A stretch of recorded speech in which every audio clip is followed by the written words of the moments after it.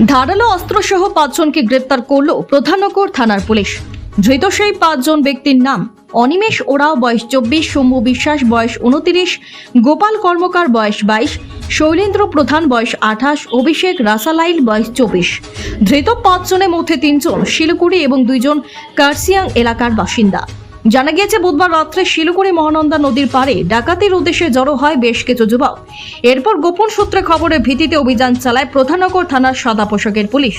এরপর সেখান থেকে ৫ জনকে গ্রেপ্তার করে এবং তাদের কাছ থেকে বেশ কিছু ধারালো অস্ত্র উদ্ধার করা হয়। ধৃত সেই ৫ ব্যক্তিকে শিলিগুড়ি মহকুমা আদালতে পেশ করা হয়। গোটা ঘটনার তদন্ত শুরু করেছে শিলিগুড়ি মেট্রোপলিটন পুলিশের প্রধাননগর থানা পুলিশ।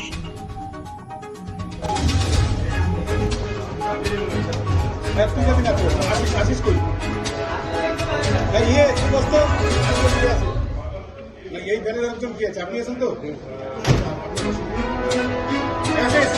কোনায় বসতো